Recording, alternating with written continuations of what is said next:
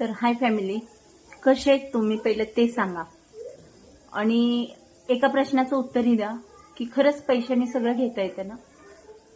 आज अजितदादा पवार महाराष्ट्राचे मुख्यमंत्री, तर त्यांना सगळं पैशाने घेता आलं असतं आणि त्यांनी घेऊ पण शकले असते.